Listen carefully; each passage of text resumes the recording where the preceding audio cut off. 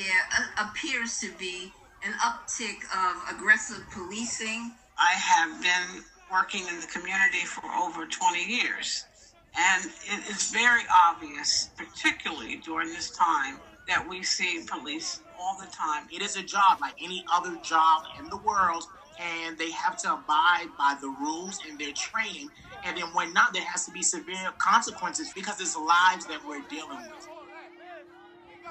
On May 13th, the Civilian Complaint Review Board, the independent agency that investigates complaints against the NYPD, met to discuss the then recent and highly publicized complaints of excessive and disparate measures officers were taking to enforce the city's social distancing rules. A week before the meeting, it was revealed that 35 of the 40 New Yorkers who had been arrested for social distancing violations were Black, and that 80% of summonses were handed out to people who weren't white. We'd started working on this story a week prior, when footage of an NYPD officer slapping, dragging, tackling, and kneeling on the neck of 33-year-old Donnie Wright surfaced. And though the police commissioner insisted that the many complaints of racist policing could not be anything further from the truth, videos of Black and Hispanic residents being harassed and assaulted were in stark contrast to photos of officers handing out masks to white crowds in public parks. The piece was about the root causes of and solutions to social distancing over enforcement, and where the supposedly new problem fit into the long history of issues certain New Yorkers have always faced when dealing with the NYPD.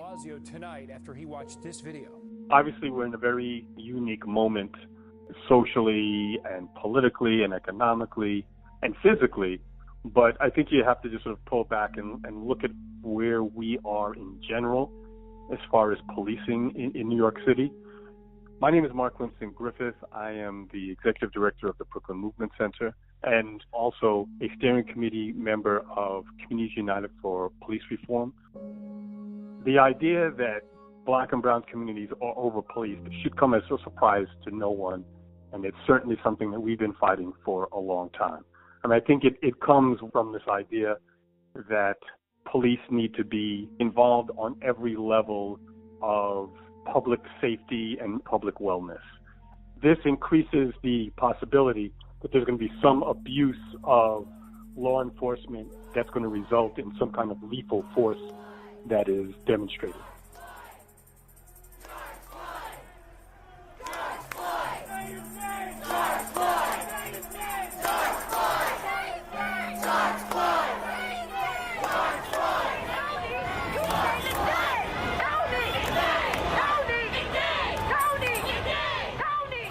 Then, as predicted, the month ended with a show of force.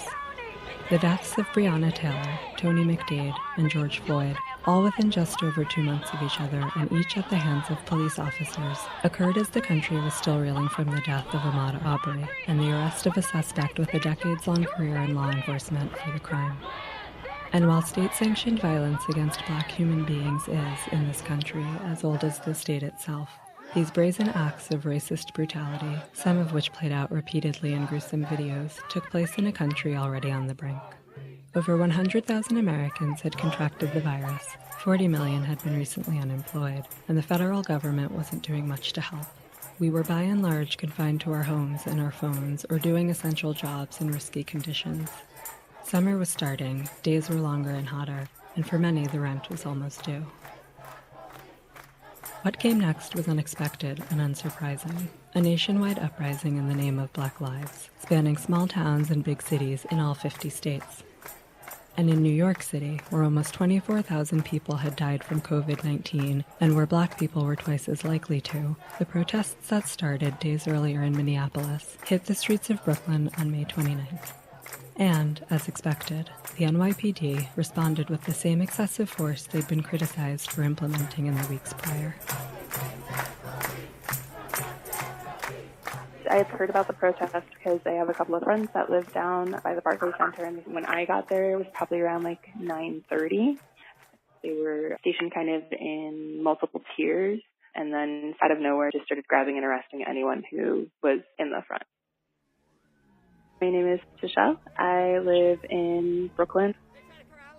There was a number of people who I heard were literally either crossing the street, getting groceries, wanted to get Chick-fil-A, They incidentally arrested a lieutenant's wife. She was a black woman who happened to be in the area. A man grabbed me from behind in a crowd of people. He immediately threw me to the ground, and 8 men descended upon each part of my body. I am completely bruised and bloodied from it. I still don't have feeling in my hands entirely. And while that was happening, I had a lieutenant screaming in my face to just take it, which for everyone who has experienced violence in any way knows those are the worst things you can say to someone. At the point that the police are involved, there's always going to be a heightened possibility of lethal force and abuse, because police on an individual and social level just have an inordinate amount of power. And it's not just because they carry a gun, but it's because the policies in New York City and really across the land are structured so that police face as little accountability as possible. When police officers engage people, there's a sense of impunity, and we've seen this recently, and we've heard about this anecdotally. The police essentially see themselves as a hammer and everything else around them as a nail, and that's just a recipe for disaster.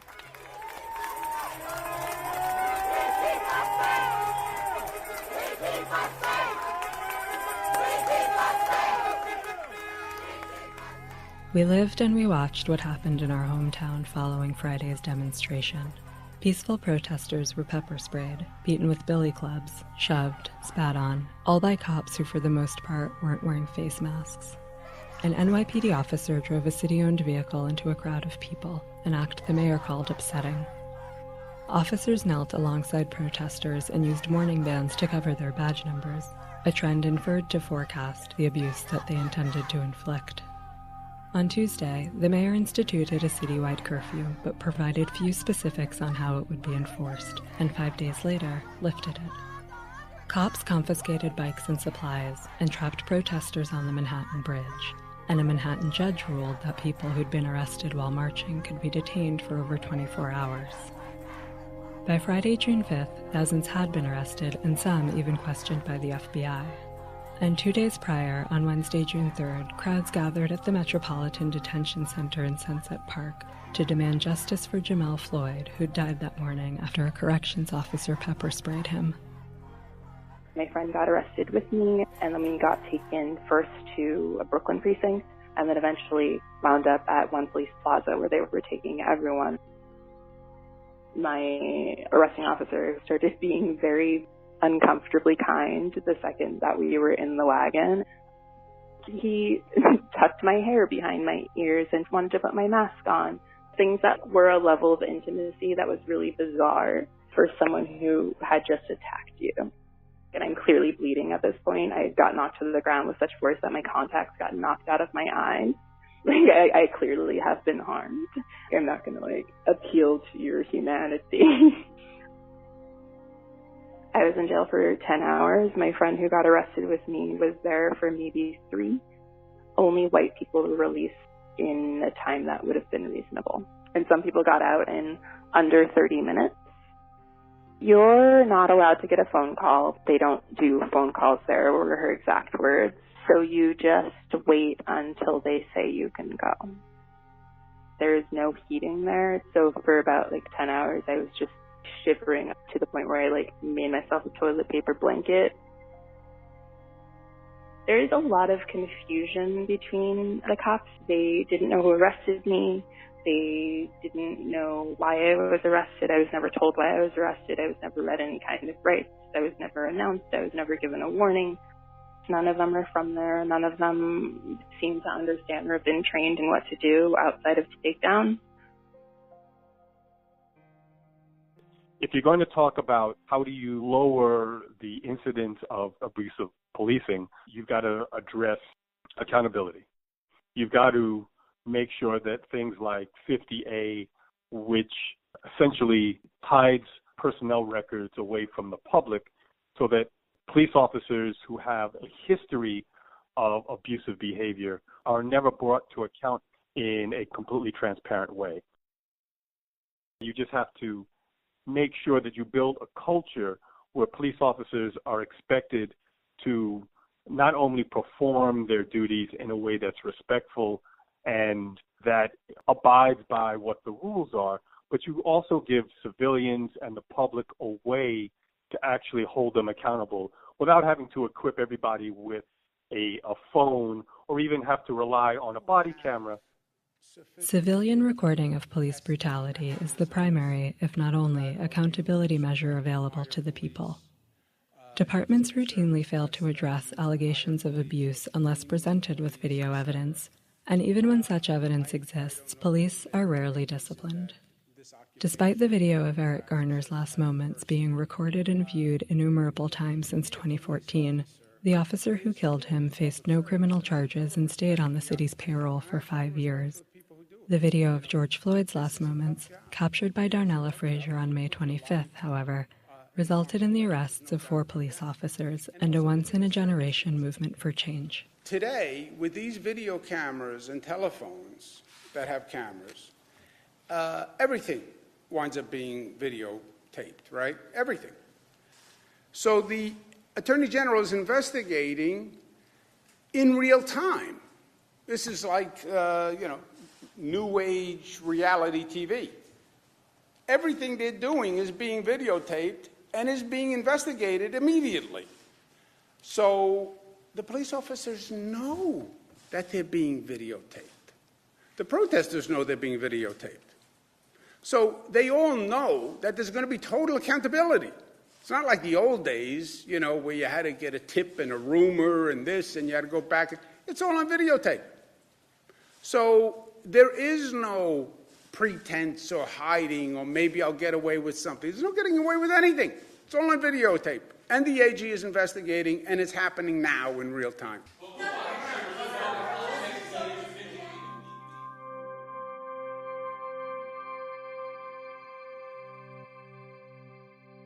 Throughout the recent Black Lives Matter protests, conversations around solving America's policing problem have grown louder and more unified.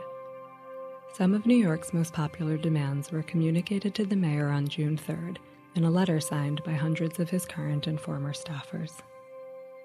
The letter demands a $1 billion reduction to the NYPD operating budget and a reallocation of those funds to things like housing, rent relief, food assistance, and health care.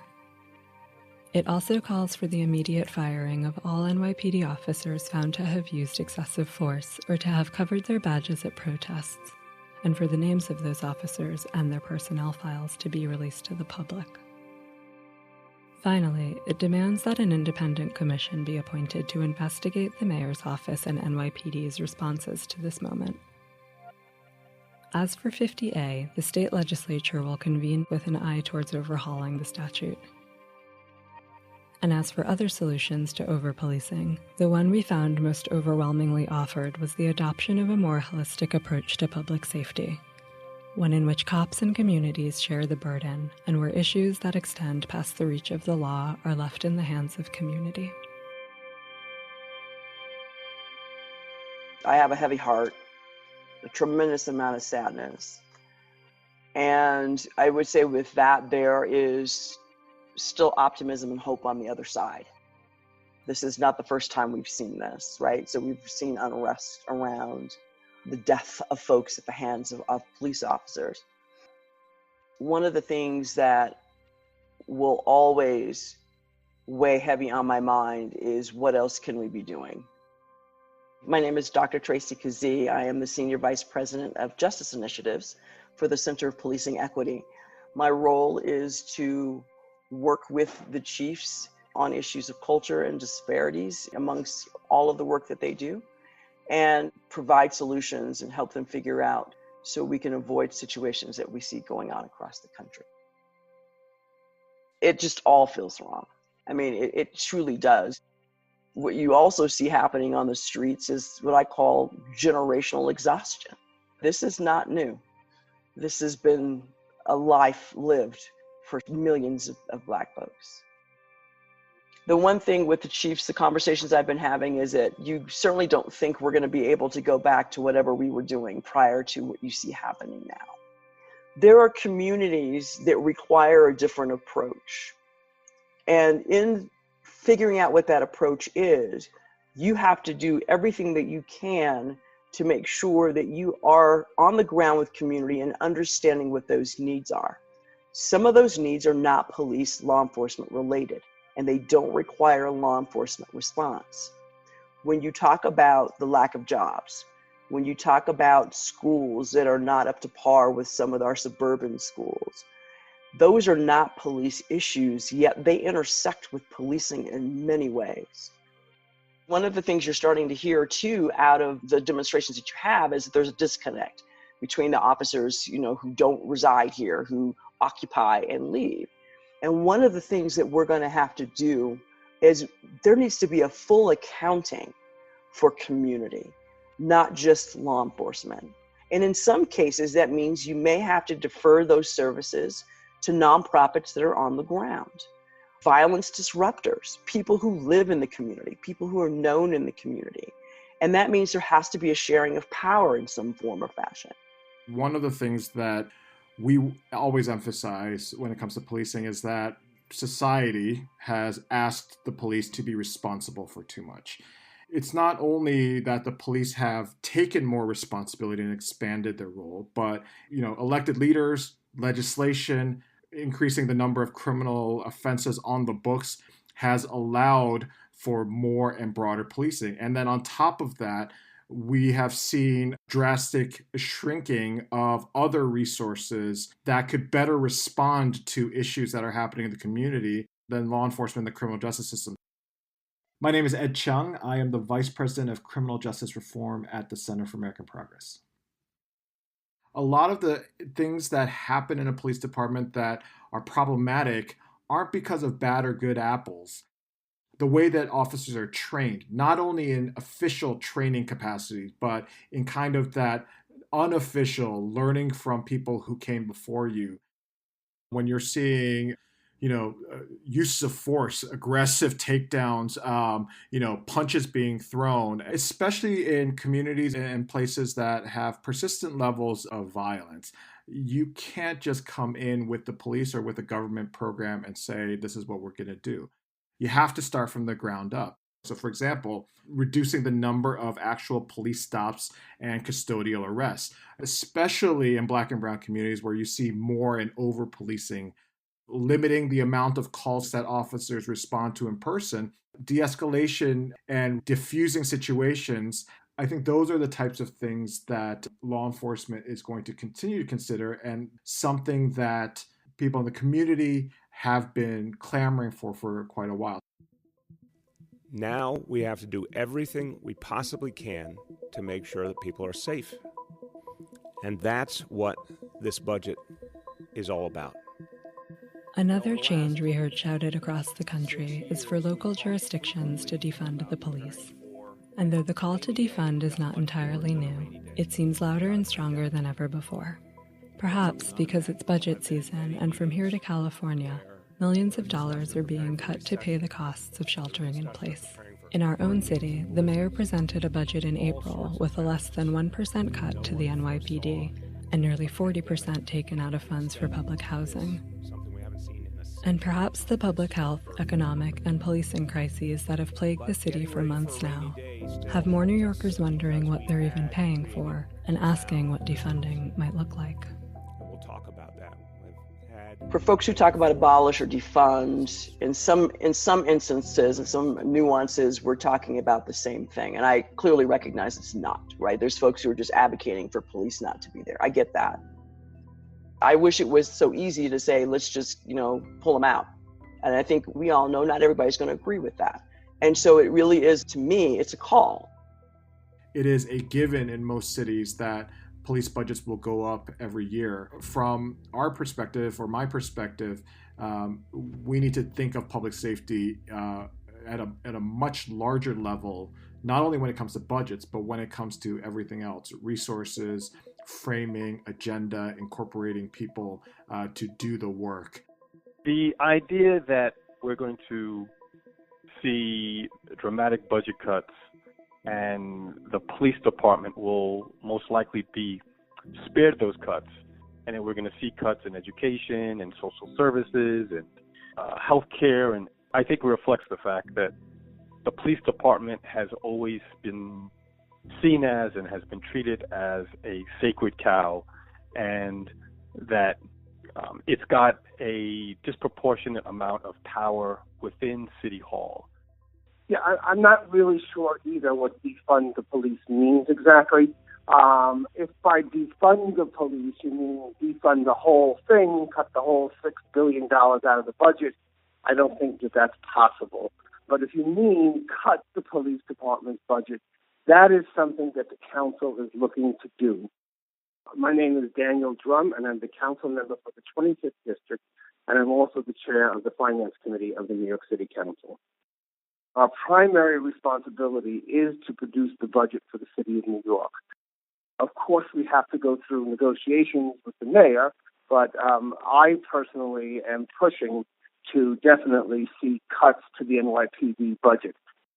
It is shocking to see the level of support that the mayor has given the NYPD, both in terms of the violence that he claims he doesn't see that happen, but also in terms of support for their budget. So those negotiations are happening, and we need to come up with a budget by June 30th. I think the most obvious cuts could be the delay in the class, or even not bringing the class forward, of the cadets that are currently prepared to go on July 1st.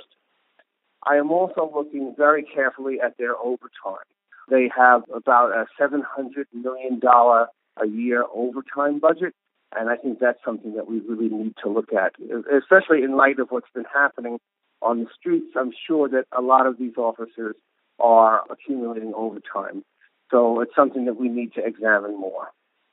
They also cost us millions and millions of dollars in lawsuits. So all of these arrests that have happened over the last week and a half or so ultimately are going to cost the city a lot of money.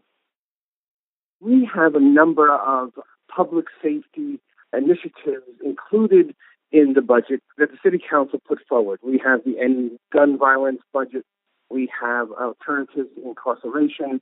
So rather than using a police department to do many of the things that really aren't part of their role, we want to look at things like that and reinvest our money in programs that we know work and that actually achieve the ultimate goal, which is to reduce crime and end violence. I think that what has happened over the last week and a half has opened people's eyes again to policing and the approach to policing in the city, and has made people more aware. And I think that with the defund the NYPD movement, people are seeing that the way to reform the police department is by cutting their budget. And that will send a very clear message to the officers that we're not fooling around.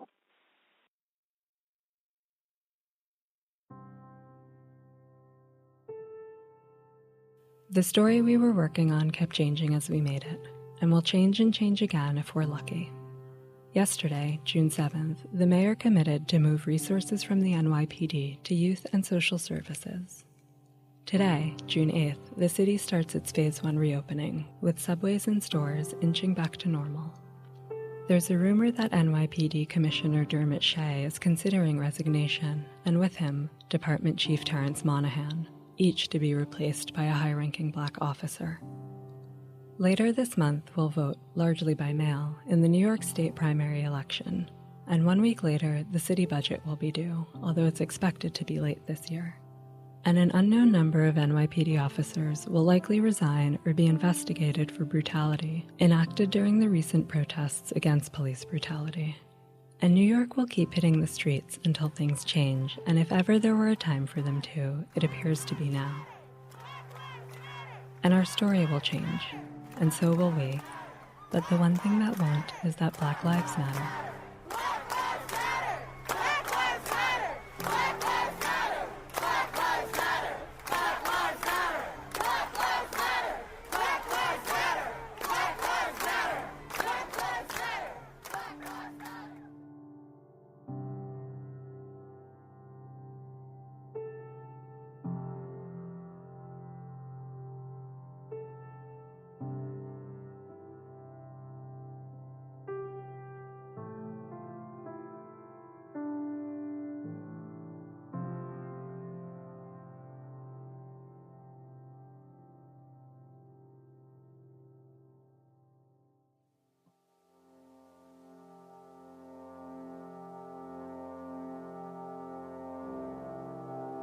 You're listening to the Brooklyn, USA podcast, an occasional audio love letter from Brooklyn to Black people and to our non-Black allies only. Each episode of our show is lurking in a different corner of life in Brooklyn, collecting stories, sounds, and scenery from the people and places that make it home. And until we get exactly what we want, we'll be pumping our fists at the intersection of stand up and fight back, on a corner we've been calling 1920. Today it's June 8th, and this week we're coming straight from the underground.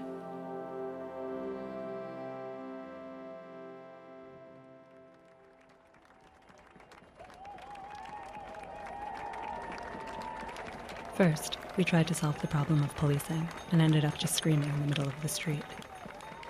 Then, a young man opens a gate and shows us into his world.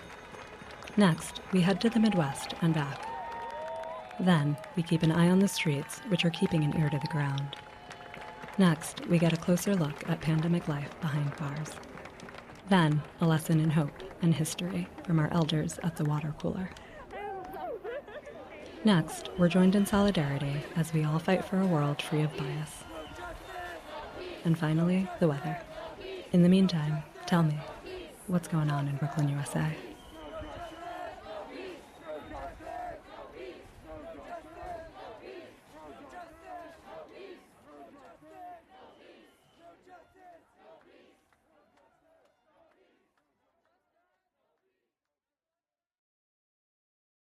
You know, we are all talking about what everybody is doing, but there's a matter that is going on around USA that is touching everybody's heart and mind and soul, and it may not happen to any one of us today, but you don't know what will become tomorrow. I think everybody should put their energy into it to make it happen, because the young people is doing a lot out there. They're braving the sun.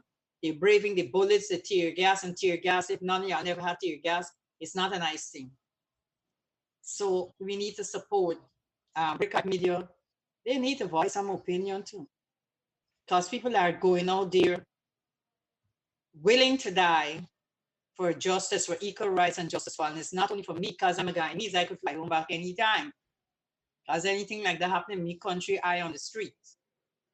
I'm a revolutionist, and I don't want to go there because they'll put me back on the plane. I'm a revolutionist. I was a soldier, and I'm a revolutionist. So, you know, things like those, I can't stand up to see what's going on, because I might hit the policeman. I hear you. And I'm not in my country that I can break his hand or his foot and then get off with murder. You know what we got to ask for? We got to ask for this KKK police to get out of the black area, because they're going to still be killing. They're going to still be killing because they will go on doing it. We got to demand, and people could put up the bills that they've removed. The more people put up bills, the more they will get rid of them. They're coming from Long Island and all these places and killing all black people and every night. And it's a premeditated act, because they say the KKK get me the police force that they will take out a black person every night. When it quiet down, it go back to the same thing that it was, and we cannot let it quiet down. We got to keep on going. And people have to call on the police and the commissioner and the mayor. We have to get those white KKK people out of the black community. They're not going to stop. They're going to still do it. They don't care. So we, the people, got the power. The power lies in the hands of the people, not in the elected officials, not in the mayor, not in the governor. It lies in the hands of the people. The people speaks and they answer. The people speaks and it works. So the people have to come, and we got to push people out there, push our young people and brace them to the end. Hi, I'm Nigel Finley. I'm 23 years old and I'm a young black male. I am extremely into anime, comic books. I'm a film junkie, a film nerd. It's my dream to shoot my own movies and to write my own movies and, you know, onto the big screen. I am a security guard worker contracted with G4S for Con Edison. I'm a gate worker there, so I open the gates for the employees, make sure they have their right identification, the papers, and make sure they come through safe and sound. I'm also a manager, so I also have a team I need to check on hourly. And my team is just the best. You know, we all come from different parts of life, and you even have different political stance. You know, some liberal, some conservative, but that don't really change anything. We can all talk, chill, vibe. And I'm a very approachable boss. If they have questions or thoughts they want to get off their chest, they can talk to me. And it's really cool. It's really relaxed and really chill. It's a quite easy job. Thank God. I don't want it to be hard, because if it get hard, then that means something's wrong.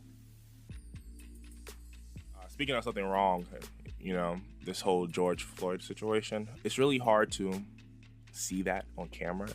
Put aside that have been on cameras for so long, done to people who look like me, and how I personally feel about it is it makes me sad, because it feels like, wow, what's really changing?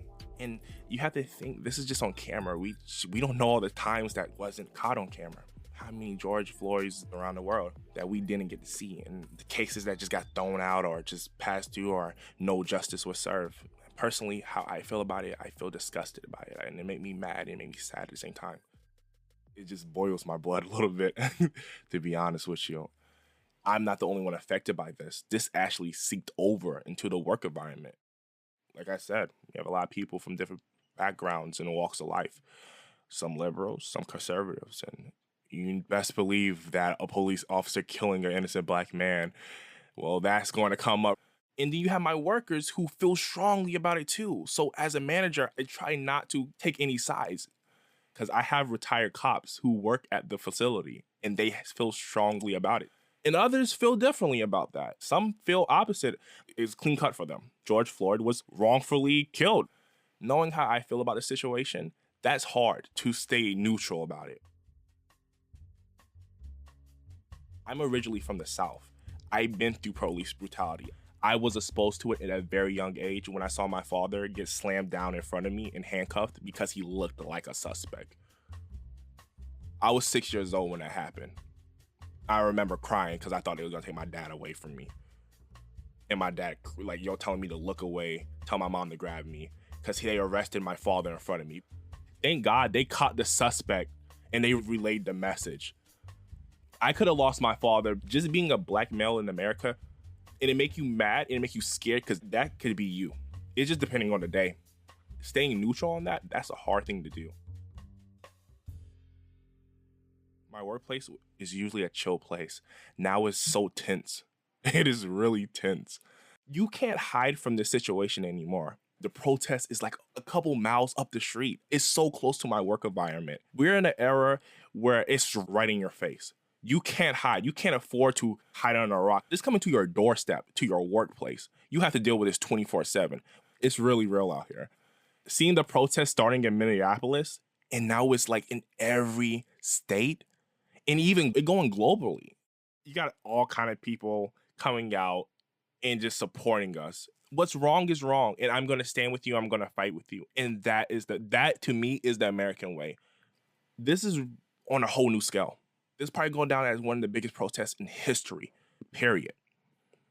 It's amazing to see how many people are passionate about this. It went from protesting in some areas to rioting. I don't agree with the looting, but I'm not going to condemn it. People are just tired because it was too much building up. The dam broke. And now you have a waterfall of tiredness, anger, frustration just flowing out into society.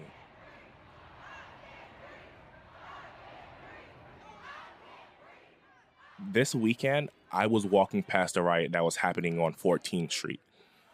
Walking through something like that, seeing the amount of passion that the protesters were giving, shouting, Black Lives Matter, no more police brutality.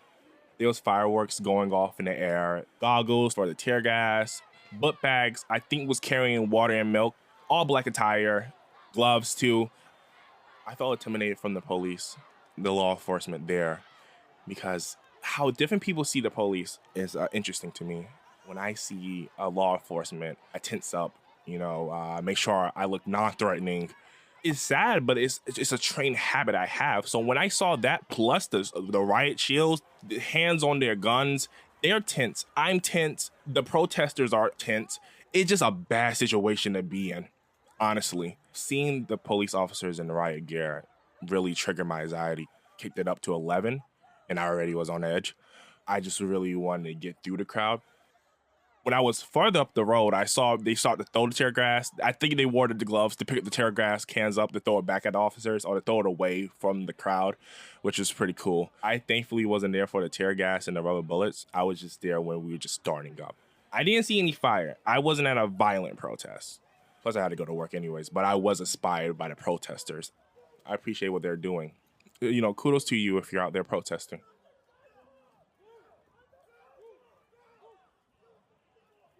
So after walking through that and the emotions I was already feeling about the George Floyd situation just like came back and bubbling up in me, I walking through the front door. It's like dead silence in the office. The protest is right up the street. You can cut it with a knife how much tension was in the room. As the manager, I go do my rounds. Every booth I walk in, somebody turns to me, "Hey, Mr. Finley, let me talk to you about this." A team member of mine named Beverly. She's a young girl. She's 18 years old. She's a liberal. She turned to me like, "Mr. Finley, what do you make of this? Like, how do you feel about it?" Again, manager, I'm trying to stay neutral, but the way I'm feeling is still in there. I want to explode. I want to go on my whole spiel, but I'm a manager, so I put my work face on. She's very upset about the whole George Floyd situation, him being killed on camera and the police brutality in a whole. Next booth is my the armed guard. I don't want to say his name. He said, "You seen the idiot protesters out there? Huh? You seen the idiots? I bet after this, they're going to go loot. They're probably going to bust over the Target next on down the street." Now, I should have had to tell you how angry that made me feel. But again, manager face. I was like, you know, maybe you have to remember what they're protesting for. He's like, "I don't care what they're protesting for. You don't destroy property. You know, you look a bunch of thugs." Again, his opinion. Please remember, these are Americans protesting. They're not just black or colored people. They're your fellow Americans. People are quick to criticize the protesters and just group them in with the rioters or looters, as if that was everybody who were protesting. Yeah, you have some people who do go that route in looting, but let's not get twisted. There are cops who are busting up their own equipment and are looting too. You know, but since they're in the crowd, who the blame go to? We all know. They use cold words like goons, thugs. They've been using it for years. We know who they're describing. And the same people who use those cold words are at my job telling me this, like I'm not black, you know, like I'm not a black man. Like I'm your goddamn boss. Trust and believe I have those feelings, but I have sense enough to know I should probably stay neutral because I'm your boss. They don't respect that. It happened from booth to booth. Every time I went to a booth, I get another story.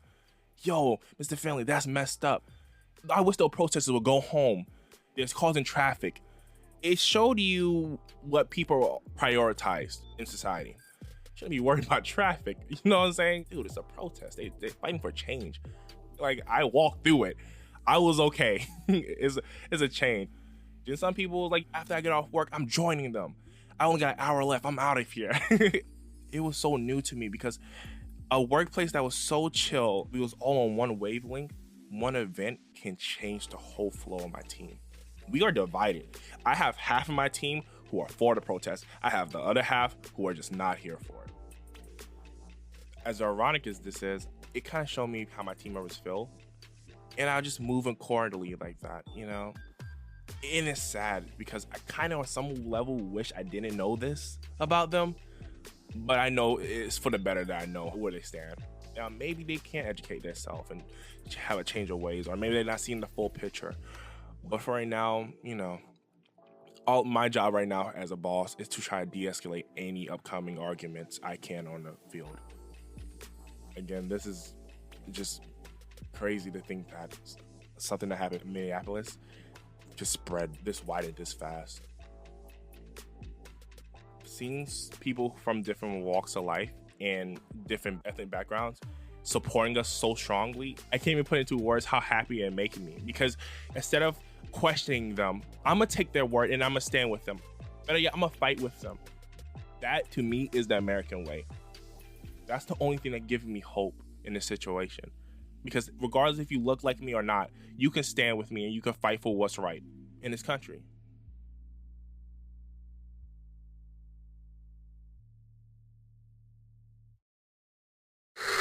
What's the location for the 7-7? Shoot those motherfuckers. Don't put that over yet. Hi, my name is Scott Campbell, and I'm over here in Detroit. With everything going on, I think the best way to describe my current state at the moment is simultaneously energized and exhausted. I've lived in Detroit for 4 years now, and one of the things that made me fall in love with this place and kind of keeps me just kind of enamored with it is how close-knit and kind of genuine the community is here. You know, if you show up for Detroit, Detroit really shows up for you, and you see that in the protests and out in the streets, between how diverse and multicultural, how many different ages you see out at these protests. I mean, you can see the support. People are bringing out water, bringing out snacks, masks, gloves, trying to take care of one another, marshal whatever resources we have and combine them together to take care of folk who are out there putting their lives on the line.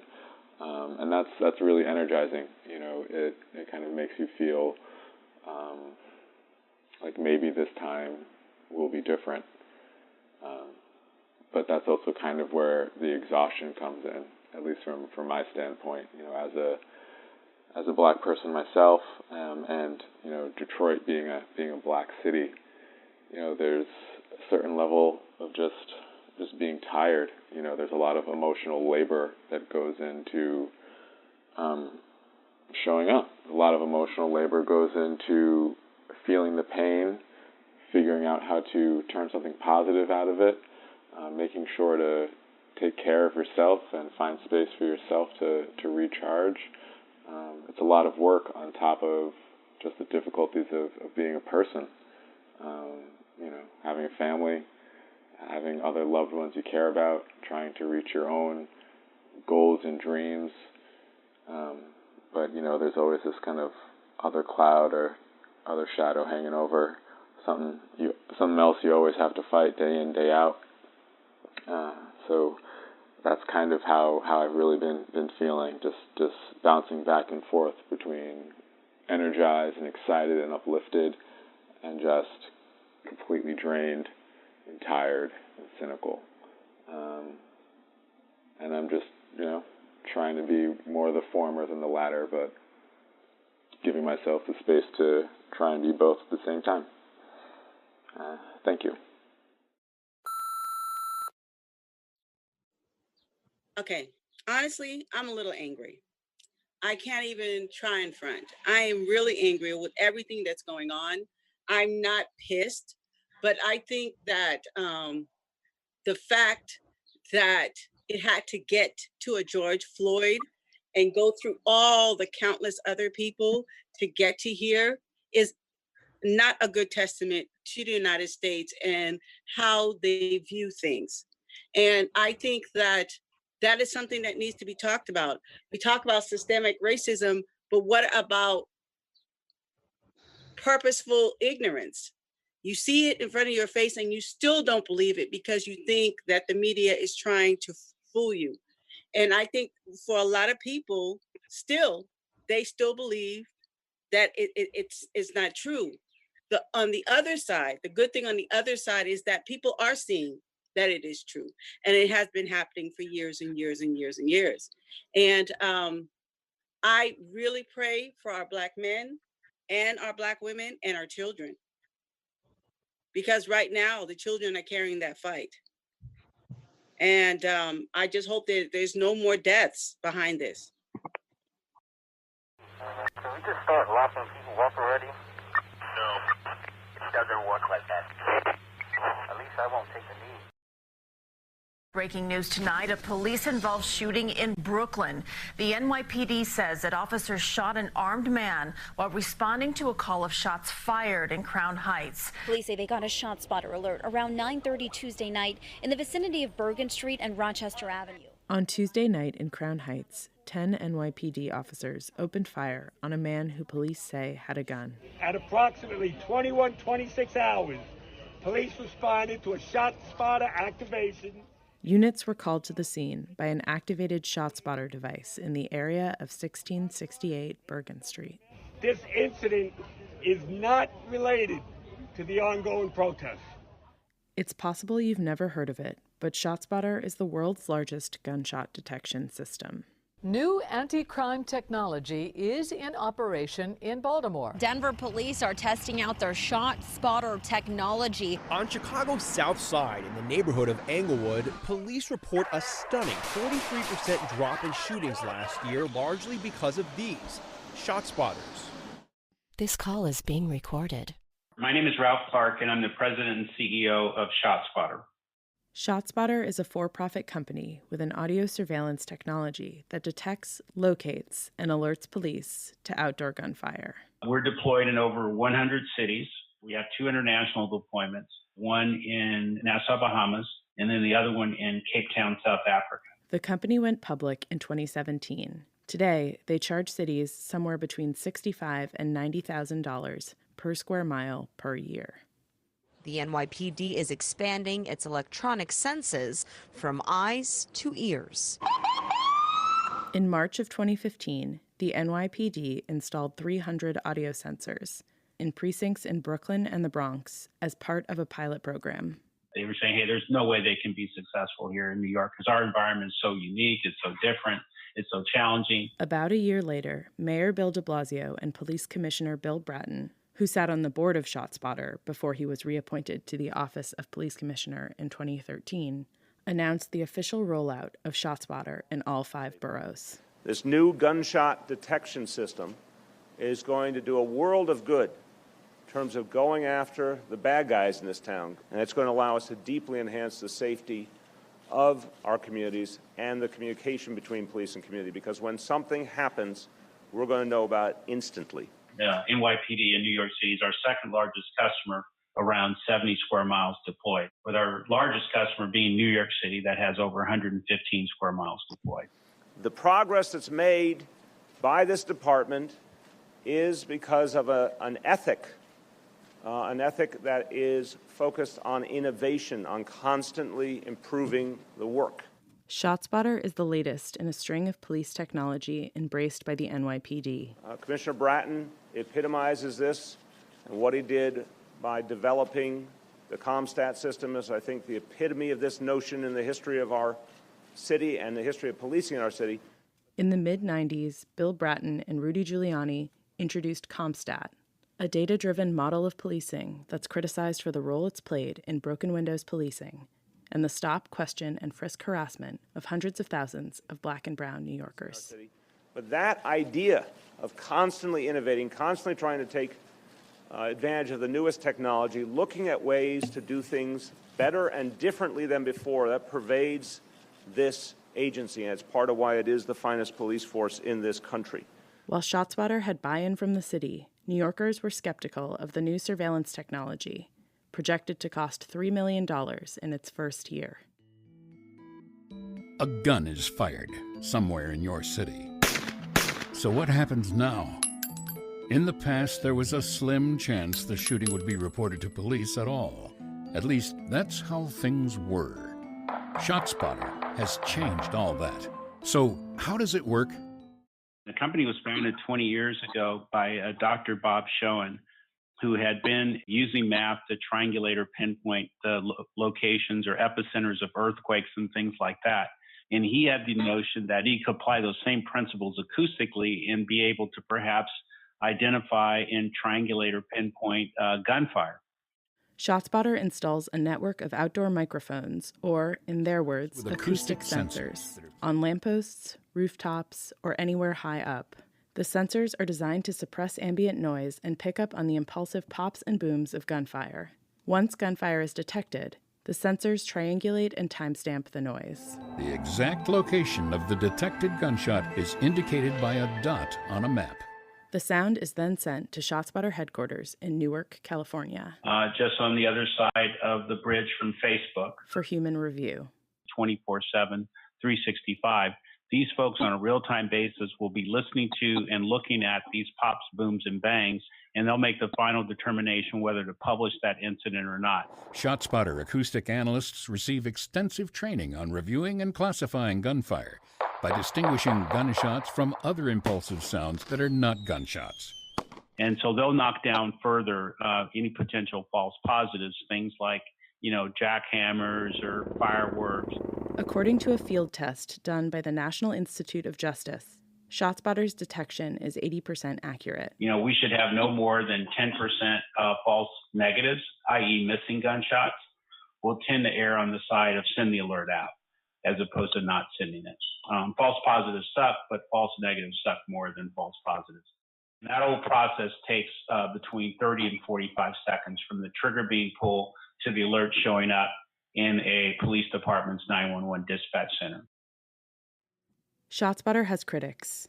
Concerns range from officers who claim the tech is inaccurate and would rather see more cops hired, to citizens worried about cost, over-policing, and privacy violations. In 2012, a ShotSpotter mic in Massachusetts recorded part of a conversation following a shooting, sparking a debate over whether ShotSpotter audio would be admissible in court.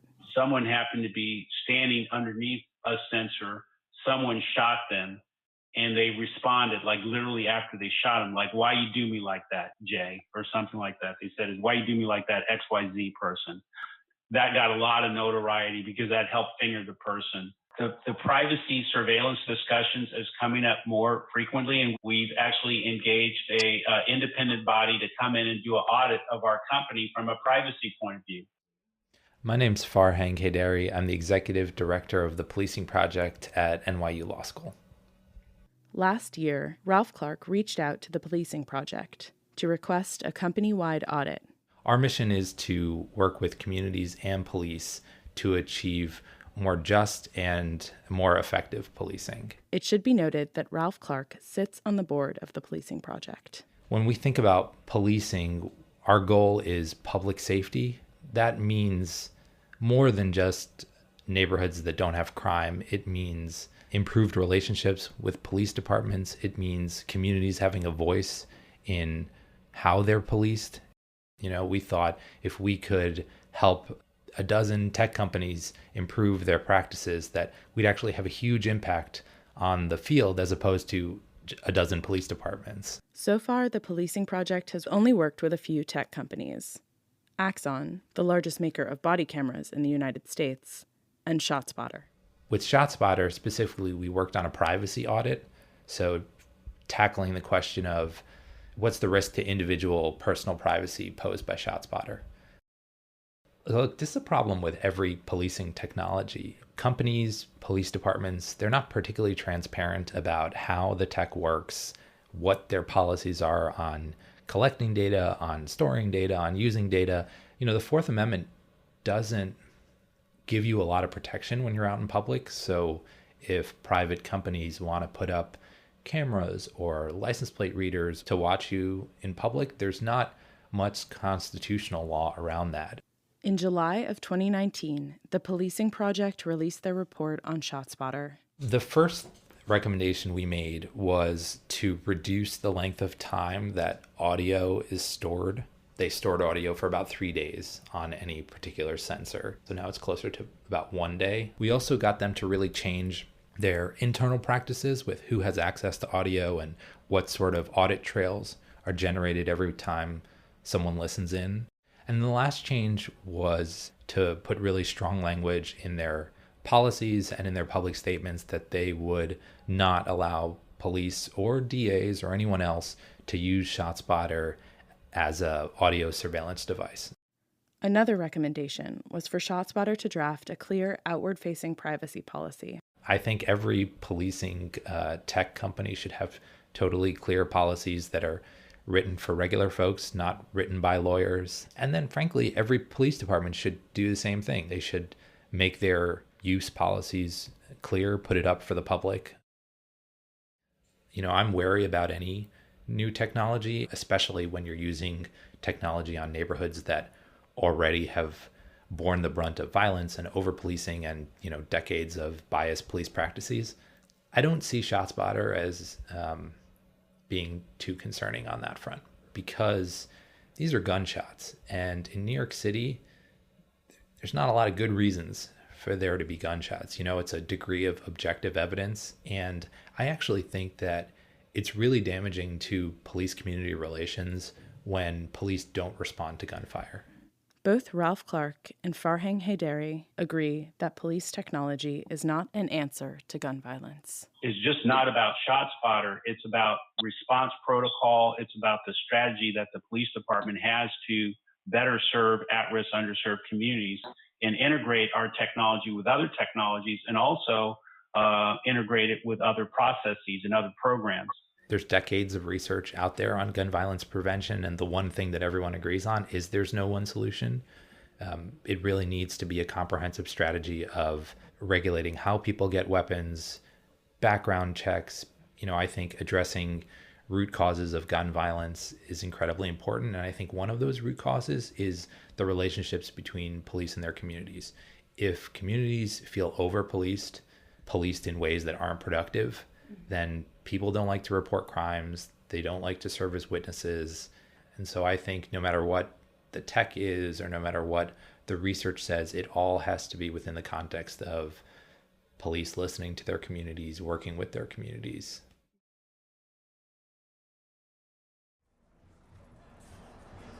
Family! Family! I am 51 years old. I am 51 years old. I am black and trans. I am black and trans.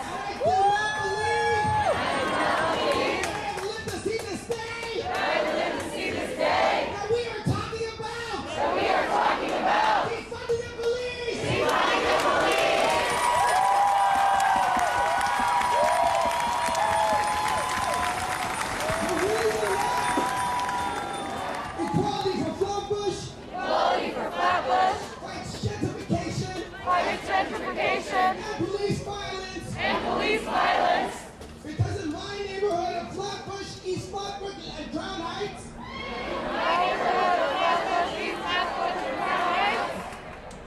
we've had 6 people. We've had 6 people. 6 black people. 6 black people. Either shot or murdered by the NYPD. Either shot or murdered by the NYPD. Since 2012. Since 2012. I'm going to share their names. I'm going to share their names. Please call and respond. Please call and respond. Chantel Davis. Chantel Davis. Carol Livingston. Carol Livingston. Dwayne June. Dwayne June. Saeed Vassal. Saeed Vassal. And Kabani Gray. And Kabani Gray.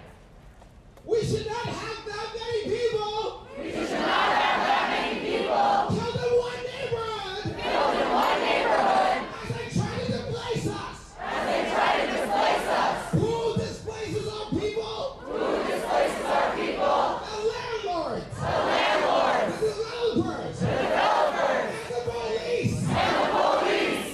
We can take that $1 billion. We can take that $1 billion.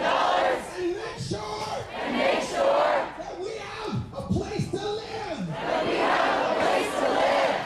I want to say. I am proud. I am proud. That you all are fighting. That you all are fighting. To make sure. To make sure. There are no more new police. There are no more new police. I hope. That we won't say. That we won't say. We want $1 billion every year. We want $1 billion every year. We want $1 billion every month. We want $1 billion every month. We want $1 billion every week. We want $1 billion every week. Until the goddamn cops are gone. Until the goddamn cops are gone.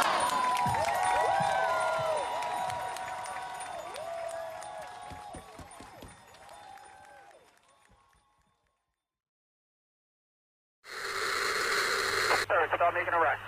Have the unit start making arrests. Start making arrests now. On 18th Street and 3rd Avenue. Start grabbing them. On 18th Street and 3rd Avenue, start making arrests. 18th Street and 3rd. Everything happening out here, very painful, very stressful. I don't know. I never thought that in my entire lifetime, I will witness. This is 2020. I don't believe what I'm seeing in America. I didn't grow up in America. So most of us who only read these things in books, it's surreal to see what is going on. And it's really painful because I have 2 young boys. So I get so scared, I get nervous, I don't know what to tell them. So what is going on in my head right now? One way that this problem can be solved is for those who are able to vote to make sure that they go out and vote come November.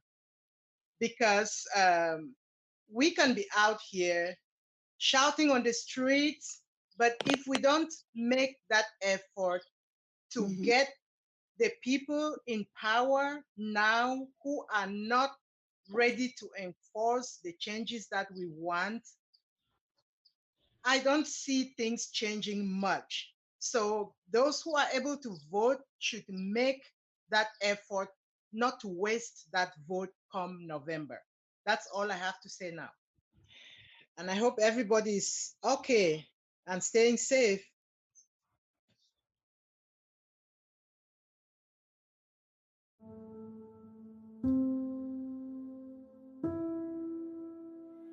COVID-19 is spreading the fastest in jails and prisons because by their very nature, you can't socially distance when you're in jail. People are held together in very close quarters.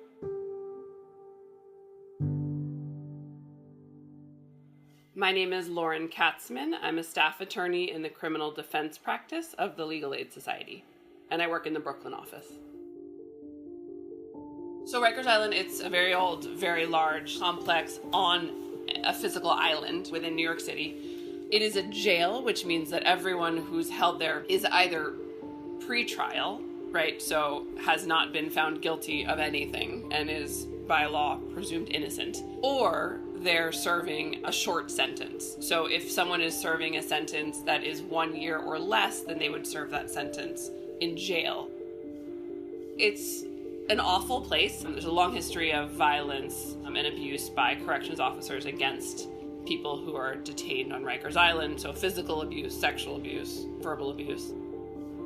When I've spoken with my clients who are being detained on Rikers Island, they've reported that they do not have masks, they do not have hand sanitizer. They're not being given anything to protect themselves. It's typically 50 men to a dorm. Their beds are, from what I've heard from clients, typically about 2 feet apart. They share one bathroom. There's typically 1 bar of soap in the bathroom. I heard stories of, maybe 1 bottle of bleach being passed out among the 50 people in the dorm to be used. A lot of people were still being brought to the cafeteria to eat all together. I had clients reporting that there were people in their dorm rooms with them who were coughing, who were obviously really sick, and the clients had nowhere to go. They were stuck there. A lot of corrections officers have gotten very sick with COVID, and I know that there have been multiple corrections officers who have died. I mean, they are going home to their families, going home to their communities, and then coming back onto Rikers Island every day. And so they're getting sick, they're spreading it to people detained on Rikers, they're spreading it to their families and communities. It's a really dangerous situation.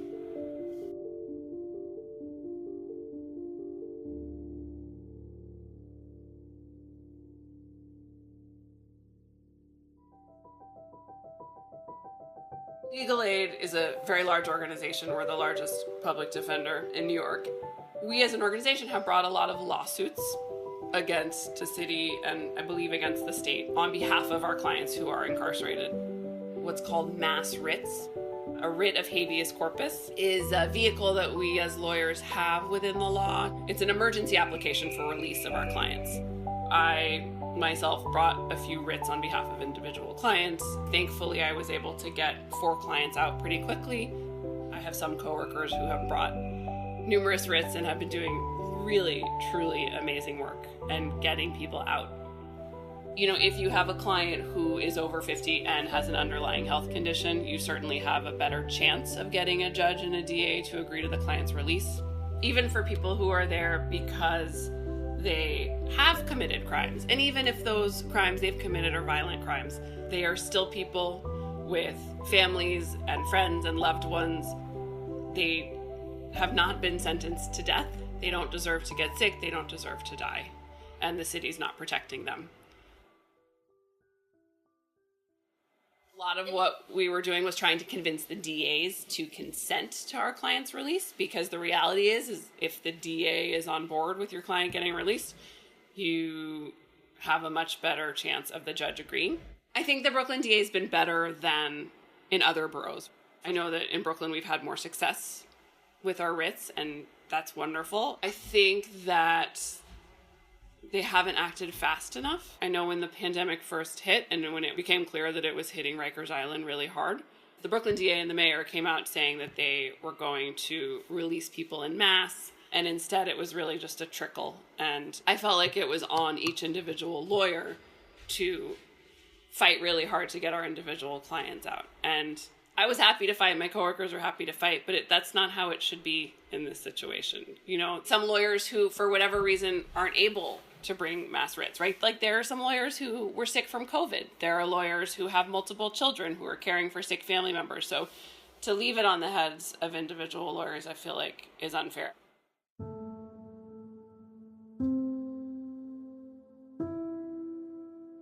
In addition to this being a criminal justice disaster, continuing to detain people on Rikers Island during this pandemic is a public health crisis. And I will also say, not just continuing to detain, but the police are continuing to arrest people, as we know. Prosecutors are continuing to prosecute people, and judges are continuing to set bail.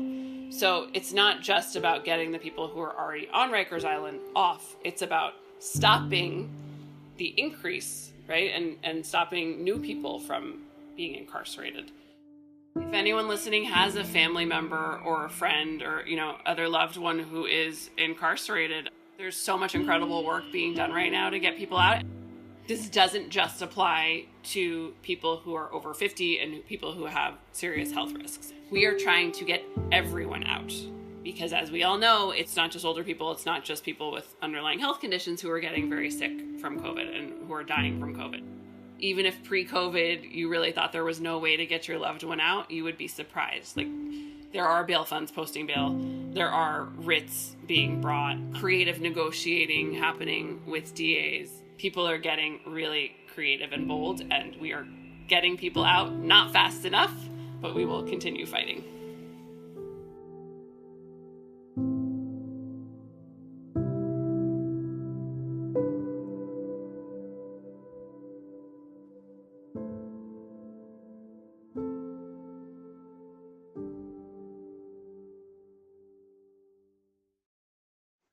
But yeah, it's been a pretty crazy few days.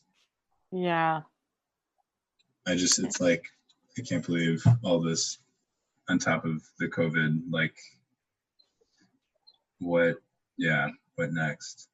There was like a 2-minute video, from Barclays from Friday with like billy clubs flying left and right. And that was something I never thought I'd see. Each week we take you into our daily team meeting to give you an idea of how things are done.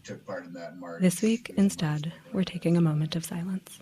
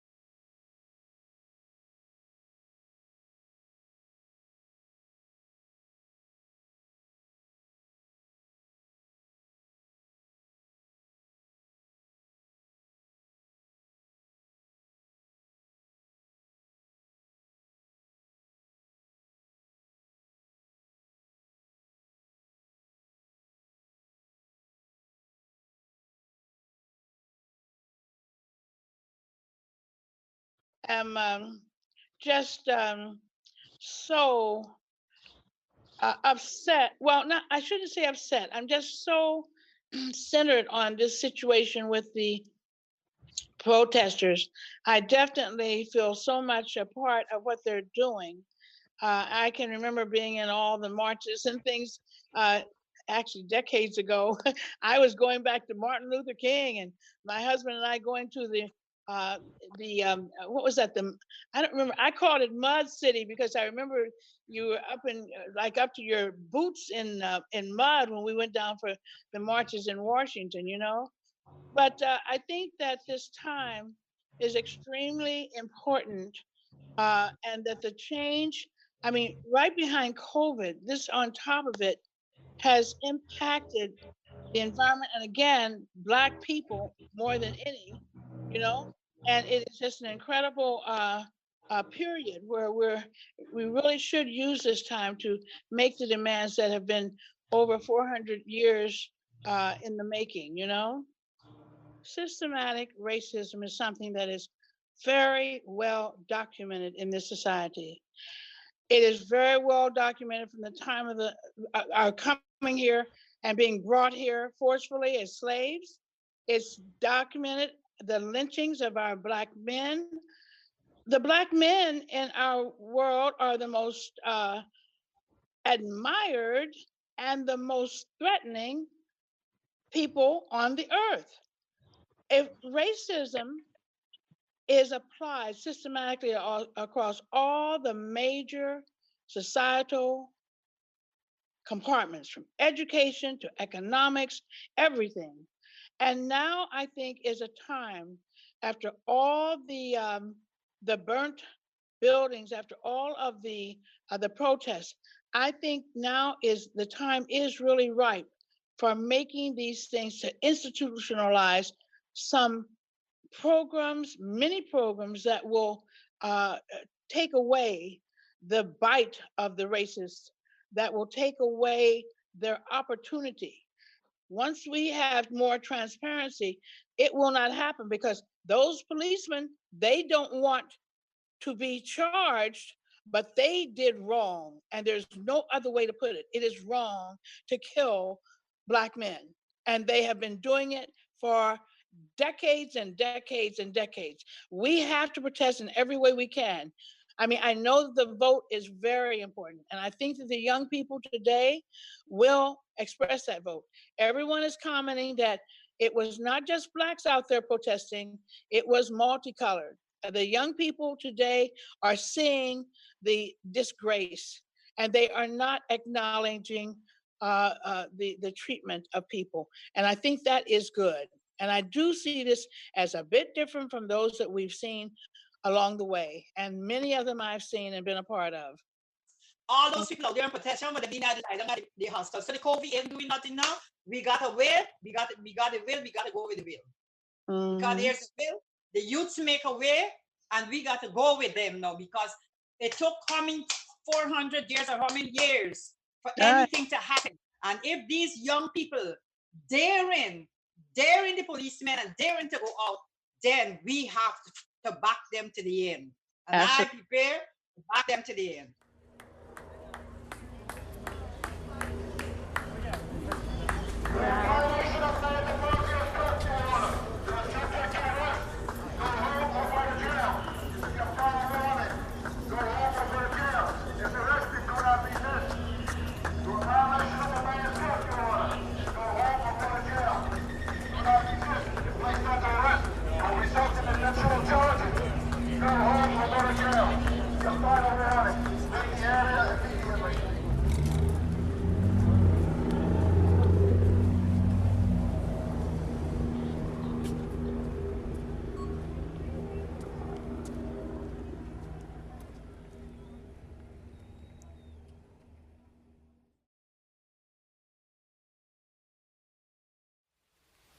Weekend weather with Griffin.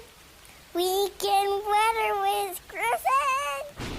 Hey everyone, it's Junior Meteorologist Griff City talking about the weekend weather. Your city, Brooklyn, USA. Friday, high 80, low 68. It will be rainy. Saturday, high 85. Low 63. It will be partly cloudy. Sunday, high 76. Low 62. It will be partly cloudy. Since I was born with white skin that has given me privilege, instead of reading a fun fact this week, I am going to be silent and honor Black lives.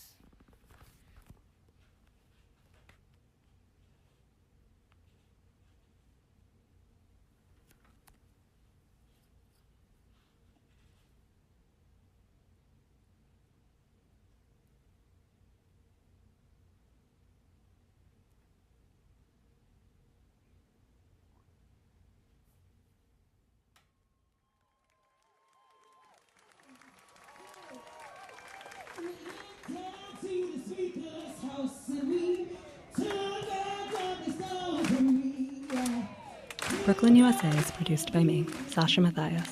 And me, Emily Bogosian. And me, Shireen Barahi. And me, Charlie Hoxie. And me, Kyrell Palmer. And me, Ross Tuttle. And me, Mayumi Sato. With help this week from BRIC Radio junior meteorologist Griff City, Lauren Germain, Taylor Cook, Susie Kim, Scott Campbell, Patricia, Florence, Kansasha, and Colette. If you want to send us a message, check the show notes for a link to our handy guide on how. We're out in the streets, but we can't wait to hear from you. If you like what you hear, comment, like, share, and subscribe, and follow @BRIC TV on Twitter and Instagram for updates. And while you're there, follow @BRIC Brooklyn for updates on the arts, music, and cultural programming we're presenting on BRIC at Home. And if you want to brush up on your presenting skills, check the show notes for a link to BRIC's online media education portal. For more information on this and all BRIC Radio podcasts, visit bricartsmedia.org/radio.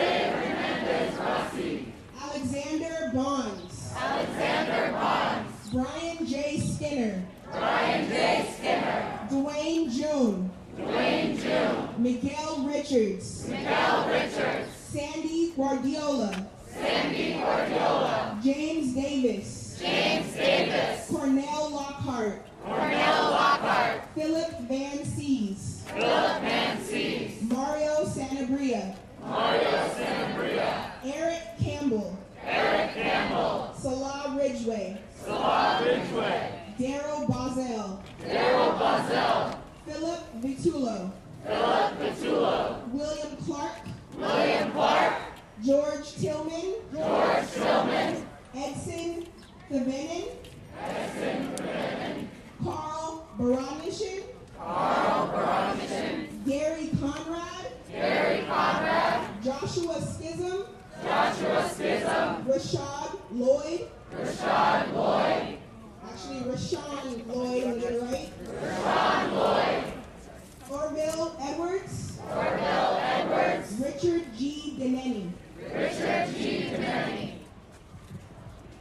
Jermaine Johnson. Jermaine Johnson. Derek Brown. Derek Brown. Deborah Danner.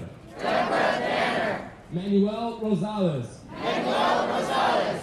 Erickson Brito. Erickson Brito. Vincent Corallo. Vincent Corallo. James Ellis. James Ellis. Denzel Brown. Denzel Brown. Jonathan Ephraim. Jonathan Ephraim. David Felix. David Felix. Michael Murphy. Michael Murphy. David Schwalm. David Schwalm. Dalton Branch. Dalton Branch. Joseph Ladd. Joseph Ladd. Isaiah Hampton. Isaiah Hampton. Oleg Trinet. Oleg Trinet. Richard Matt. Richard Matt. Richard Laporte. Richard Laporte. Garland Tree. Garland Tree. Thaddeus Faison. Thaddeus Faison. Felix Kumi. Felix Kumi. Tian Ma. Tian Ma. John Tozy. John Tozy. Miguel Espinal. Miguel Espinal. Calvin Peters. Calvin Peters. Eric Garner. Eric Garner. James Torres. James Torres. Francisco Carava. Francisco Carava. Rafael Moreno. Rafael Moreno. Dennis Balchin. Dennis Balchin. Akai Gurley. Akai Gurley. Del